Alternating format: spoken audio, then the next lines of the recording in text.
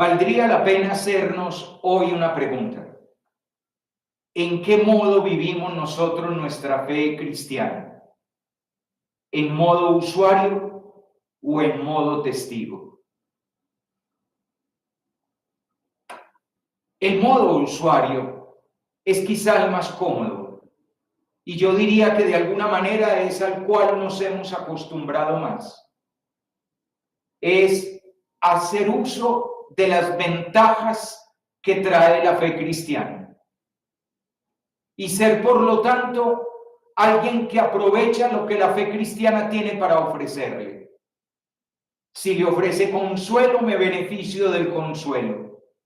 Si me ofrece esperanza, entonces aprovecho esa esperanza que la fe me da. Me alimento de la oración y disfruto los sacramentos.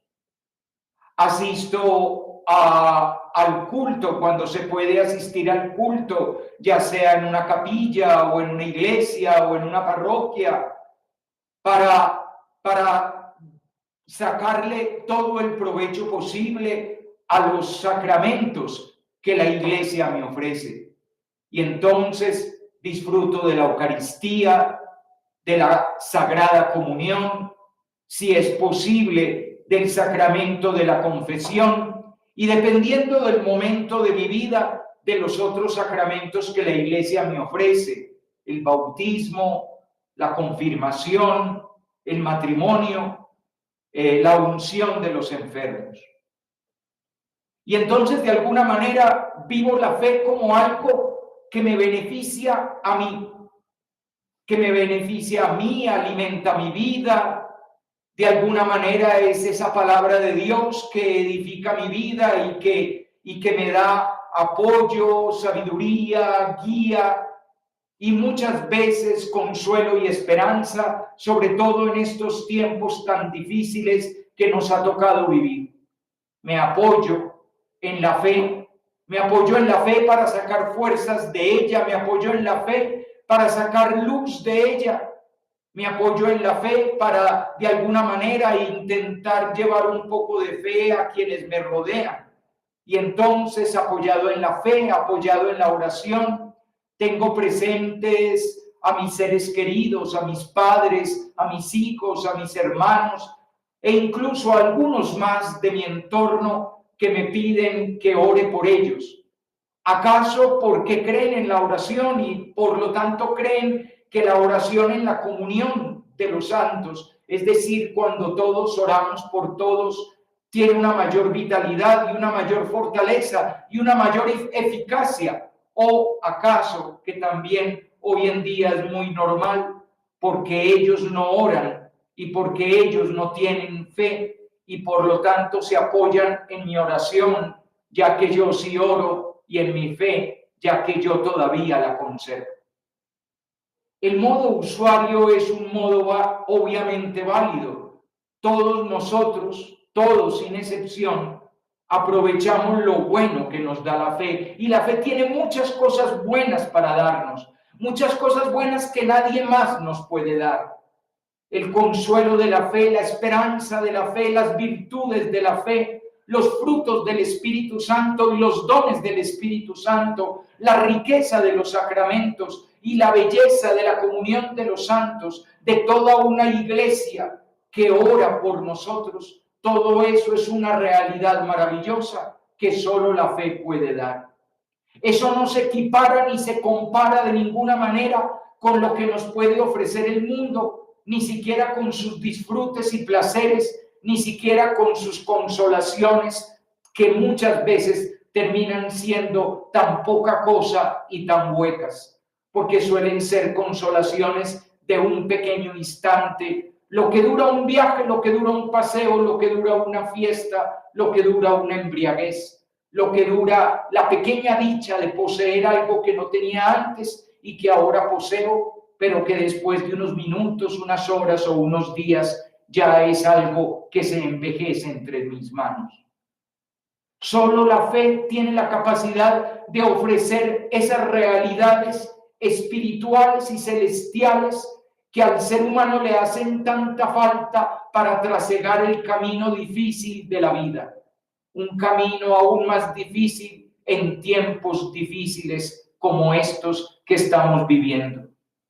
Un camino aún más difícil en lo difícil que es el tiempo de la pandemia, en lo difícil que es ver contagiarse seres queridos y ver morir seres queridos.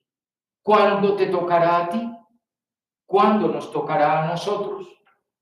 Quizá tal vez con la pequeña seguridad que da la vacunación, pequeña porque no es completa, porque de todas maneras los relatos de personas vacunadas que están enfrentando en este momento este terrible virus, esos relatos llegan también a nuestros oídos. Un camino aún más difícil por todas las consecuencias económicas que esto ha traído, por el empobrecimiento de una clase media que apenas hace algunos meses estaba viviendo una situación más holgada y de mayor bienestar, y ahora, después de la pérdida de la empresa o del negocio o del comercio o de las ventas, después de la pérdida de los empleos o de la bajada de salarios o de la disminución de los ingresos, la realidad económica familiar o del grupo social es mucho más difícil. Momentos mucho más difíciles por la realidad social que estamos viviendo, por el encono y por la molestia y por la agresividad creciente que hay en el entorno que estamos viviendo, por esa situación que de alguna manera es una expresión de frustraciones o de rabias, algunas más nuevas, otras inveteradas, traídas por una larga historia de injusticia e inequidad de nuestro país, incluso de nuestros países, que han sido tan ricos en recursos y sin embargo tan mal distribuidos en sus riquezas. Sí, una época aún más difícil por la situación penosa, humana y espiritual que vive la gente, por las soledades y por las ausencias, por las angustias y las desmotivaciones, por los desestímulos, por las realidades de las crisis internas familiares, por las tensiones, por los maltratos. Cada día en Colombia se abusa de 46 menores de edad. Los que sabemos, porque cuántos datos no sabremos, cuántos datos suceden en la oscuridad y en el silencio de una casa y nunca jamás se dice, en la oscuridad y el silencio del miedo de un niño que no se atreve a contar, del miedo de una niña que nunca dirá aquel secreto y protegerá con su secreto a su agresor. Tiempos aún más difíciles, cuando de alguna manera nos hemos lanzado a vivir esto en este siglo XXI creyendo que no era necesario Dios y que no era necesaria la religiosidad y que no era necesario orar y que no eran necesarios los sacramentos y que no eran necesarios los rezos que antes tenían tan abundantemente las abuelas y que no era necesario pensar que Dios con su fuerza y con su espíritu nos diera la capacidad de seguir adelante, porque en momentos de arrogancia creímos que nosotros solos, con lo que sabíamos, con lo que pensábamos, con lo que teníamos, con lo que manipulábamos, con lo que nos daba nuestra ciencia o nuestra técnica, podíamos hacer frente a todos los desafíos de la vida. Sí, el modo usuario ya es algo, es al menos darnos cuenta de que la fe tiene para ofrecernos algo que nadie más puede ofrecer. Pero no es el modo que nos pidió Jesús. El modo que nos pidió Jesús es el modo profético, el modo testigo, el modo enviado de dos en dos a anunciar el reino de Dios. Y entonces tal vez uno diga, pero es que yo no soy profeta ni hijo de profeta. Yo era simplemente un pastor y estaba tan tranquilo haciendo las veces de pastor cuando me sacan de entre las ovejas para ir a predicar a Israel. ¿Recuerdan? Eso era lo que nos narraba la primera lectura que nos proclamó el padre Luis. Esa primera lectura está ambientada aproximadamente en el siglo VIII antes de Cristo, en una época de profunda crisis de lo que llamamos el Reino del Norte, llamado Israel. Recuerden ustedes que Israel solamente estuvo unido durante las monarquías de David y de Salomón. Y al final del reino de Salomón, cuando muere Salomón, Israel se divide en dos reinos, el reino del norte y el reino del sur. El reino del norte llamado Israel y que caerá en poder de Asiria en el año 720 a.C., y el reino del sur llamado Judá y que caerá en poder de Babilonia en el año 587 a.C. Y la causa de esa caída, de la caída de los unos en poder de los asirios y de los otros en poder de los babilónicos, siempre va a ser leída de la misma manera por los profetas, por causa de los pecados del pueblo. Y el gran pecado del pueblo es alejarse del Dios verdadero e irse detrás de los ídolos. Y no es un problema religioso como podríamos pensar. No es que a Dios le moleste que no le llenen su templo y en cambio llenen los templuchos de los dioses falsos. El problema no es un problema religioso. El problema es un problema humanístico, un problema social. Porque cuando nos apartamos del Dios verdadero, nos empezamos a comportar como se comportan los dioses falsos, como se comportan los ídolos. Y los ídolos están llenos de codicia, injusticia, de violencia y de muerte.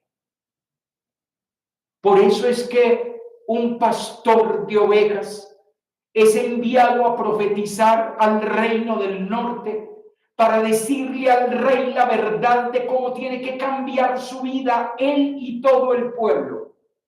Pero el rey tiene su propio profeta, tiene su propio sacerdote que le dice lo que le agrada, lo que le halaga el oído, para no tener que cambiar y para no tener que convertirse y para no tener que abandonar a los dioses falsos con su codicia, su injusticia, su violencia, sino poder continuar en ese camino torcido.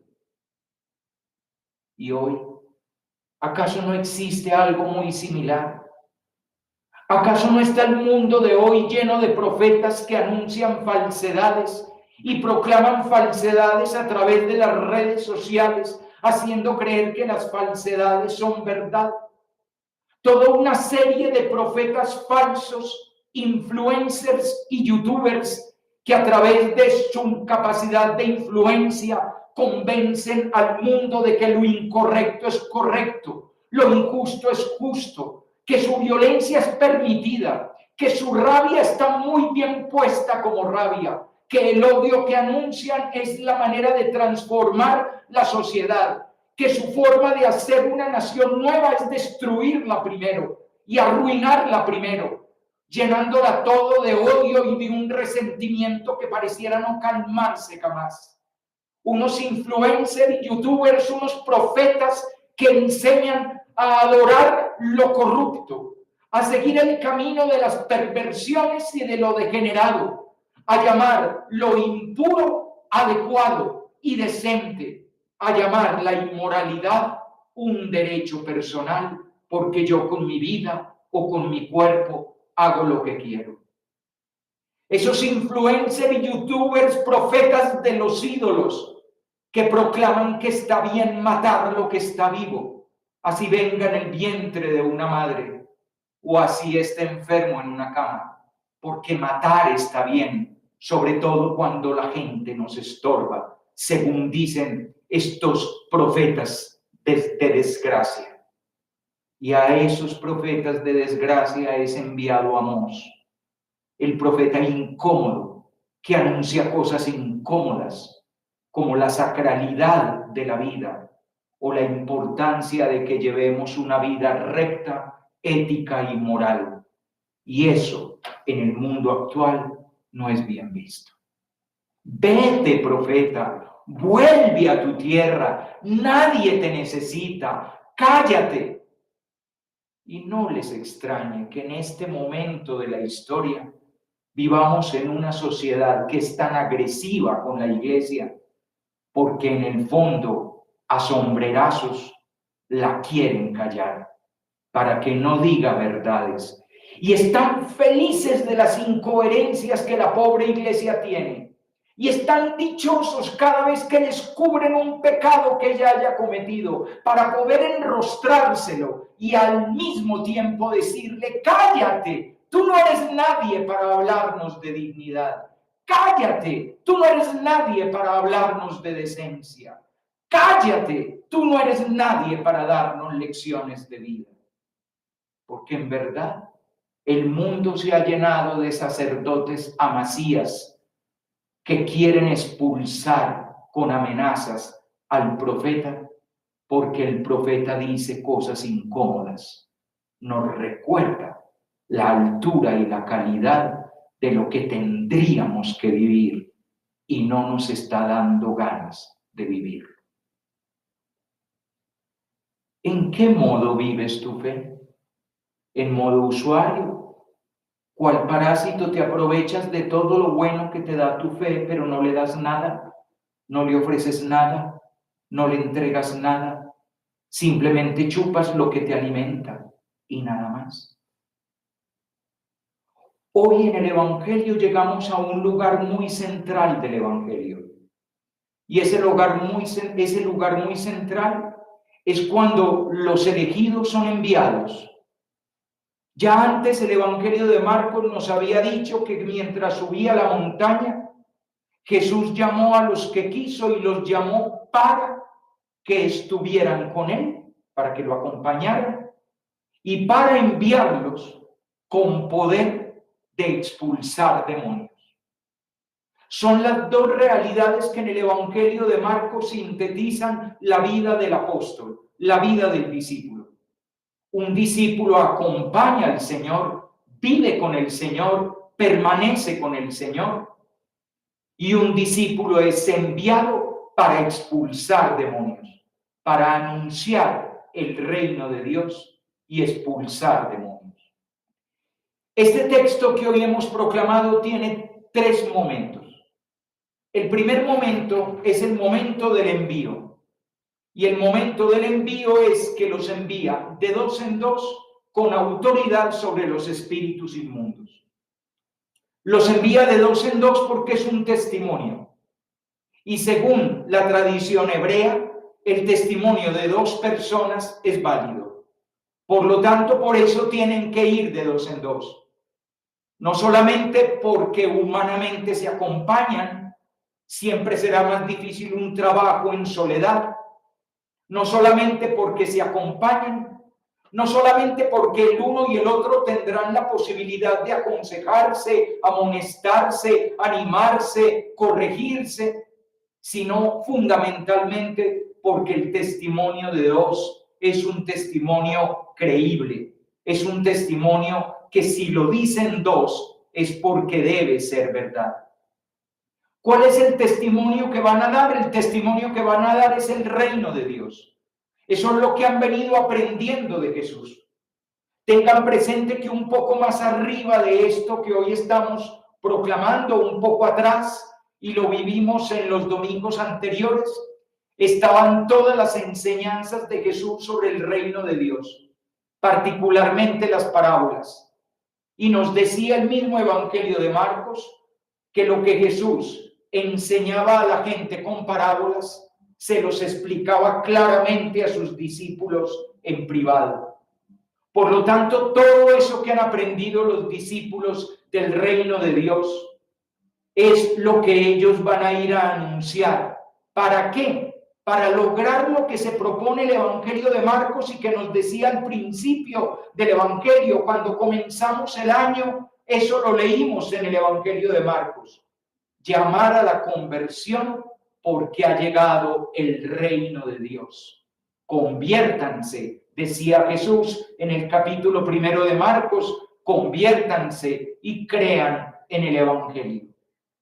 Pero también en el capítulo 1 de Marcos, cuando Jesús aparecía predicando por primera vez en la sinagoga de Cafarnaúm, se mostraba que esa predicación era una predicación diferente a todas las predicaciones que había habido antes, porque era una predicación que tenía autoridad. Y la autoridad que le daba la predicación de Jesús era la fuerza, el poder sobre los espíritus inmundos, es decir, sobre el pecado, sobre la maldad. Jesús no solamente predica el reino de Dios, sino que ese reino de Dios es la victoria sobre el pecado y sobre la maldad humanas. Y esa victoria sobre el pecado y la maldad humanas, ese poder sobre todo lo que le hace daño al ser humano y todo lo que destruye al ser humano, es lo que le da fuerza y autoridad al anuncio. Por eso Jesús los envía de dos en dos, como testigos de esa predicación del reino que ellos han recibido, pero con autoridad para expulsar demonios, porque eso es lo que le da sostén, soporte, legitimidad y validez al anuncio. Son testigos de un reino que vence al pecado. Son testigos de un reino que vence aquello que destruye al ser humano. ¿Recuerdan que hace 8 días leíamos en el libro de la sabiduría que Dios no hizo la muerte? Que Dios no hizo la muerte y que todas las criaturas del mundo Dios las hizo saludables y que al ser humano lo hizo para la inmortalidad. Por lo tanto, todo lo que aflige al ser humano, todo lo que lo hunde, todo lo que lo daña, todo lo que lo maltrata, todo lo que lo destruye y todo lo que lo mata, proviene justamente de la realidad del pecado, de la realidad del mal, de lo que podíamos llamar las fuerzas demoníacas. De dos en dos, para anunciar el reino y vencer a los demonios. Pero para que eso sea creíble, segunda parte, para que eso sea creíble, tiene que haber un signo de que ellos pertenecen al reino de Dios. Y ese signo es la única pertenencia al reino de Dios. Es decir, la no pertenencia al mundo con sus comodidades, con sus abundancias. Solamente la pertenencia a Cristo. Solo se necesita de Cristo para ir de dos en dos a anunciar el reino con poder para vencer a los demonios. Y por eso es que no deben llevar sino el bastón y las sandalias, pero no necesitan nada más. El bastón para apoyarse en el camino y andar los senderos, las sandalias para no herirse los pies, pero no deben llevar ni pan, ni alforja, ni dinero, ni túnica de repuesto, ni cambiar de casa, sino que deben llevar una vida en la que se les note que su posesión, su fortaleza, su riqueza, su certeza y su seguridad es el reino de Dios. Es solamente Cristo y nada más que Cristo. Y entonces en la tercera parte se nos dice que eso fue lo que ellos salieron a hacer. Salieron a predicar la conversión, echaban muchos demonios, ungían con aceite y curaban a los enfermos. Tengan en cuenta que para la época de Jesús no se conocía la medicina que tenemos hoy en día y se creía que las enfermedades eran causadas por fuerzas demoníacas y que por lo tanto expulsar los demonios era también curar de las enfermedades. Lo vemos muchas veces en los evangelios. Cuando se nos habla de un sordomudo, se dice que tenía un demonio sordo y mudo. O cuando se nos habla de los epilépticos, que se creía que tenían un demonio adentro. En todo caso, la labor de los discípulos en cuanto testigos es ir a anunciar la conversión con el poder de liberar de aquello que le hace daño al ser humano y que lo destruye. ¿Y qué es lo que ellos van a anunciar? Hoy en la segunda lectura hemos proclamado un himno muy hermoso tomado de la carta del apóstol San Pablo a los Efesios. Nosotros, los religiosos y los sacerdotes y los fieles cristianos que tienen la costumbre de rezar la liturgia de las horas, se encuentran con este himno todos los días miércoles en la tarde, el himno de Efesios. Y este himno habla de quién eres tú en los ojos de Dios Padre. ¿Quién es el ser humano en los ojos de Dios Padre? Porque en los ojos de Dios Padre, por Jesucristo, Dios Padre nos ha llenado de toda clase de bendiciones, con toda clase de bienes espirituales y celestiales. Los bienes que da Dios no son los bienes de esta tierra. Los bienes que da Dios son los bienes del Espíritu y los bienes del cielo, según su plan. ¿Y cuál es el plan? El plan que tenía el Padre, que tiene el Padre, es que por Cristo se realice lo que Él quiere, que es que todas las cosas, tanto del cielo como de la tierra, tengan a Cristo por cabeza. Aclaración terminológica. La cabeza en el mundo de la antropología hebrea no significa jefatura, no significa ser el primero, el mandamás, el patrón de algo. La cabeza en la antropología hebrea significa la fuente de la vida. Por lo tanto, el plan del Padre es que todo en el cielo y en la tierra reciba la vida de su fuente, que es Cristo, y que lo que te da vida sea Cristo, y lo que le da vida al cosmos, lo que le da vida a todo lo que existe en la tierra y en el cielo, provenga de Cristo. Y cuando Dios le da vida a todo en Cristo, entonces sucede lo siguiente, que descubrimos que todos hemos sido elegidos desde antes de que el mundo fuera creado, elegidos porque el amor de Dios elige. ¿Y para qué elige? Para una calidad de vida, y esa calidad de vida es ser santos e irreprochables por el amor. Y esa vida de la santidad significa que tenemos en nosotros la gracia, y esa gracia nos hace vivir con una calidad de vida que permite que haya alabanza al Padre, porque una vida tan bella redunda en alabanza de Dios. Y esa vida tan bella, ¿en qué consiste? Que nosotros vivimos libres del pecado y de la muerte, porque por Cristo hemos recibido la redención, el perdón de los pecados.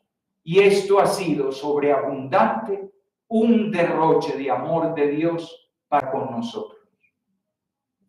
La vida vivida en modo testigo es que te vayas hoy a contarle a tu hijo, a tu hija, a tu hermano, a tu hermana, a tu esposo o esposa, a tu sobrino o sobrina, a tu mejor amigo, a tu mejor amiga, a tu compañero o compañera, a tu novio o a tu novia, que Dios lo eligió para algo más grande, para una vida más bella, una vida en la que no se recibe daño ni se hace daño, sino que es santa e irreprochable por el amor. Y que para hacer esa vida solo se necesita convertirse y dejar sacar lo malvado que nos hunde y que destruye nuestra humanidad. En todo caso, también tú, aunque digas que eras solo un pastor con 4 ovejas, has sido enviado como profeta a un mundo, el de hoy, que no le gustan los profetas, pero que los necesita más que nunca.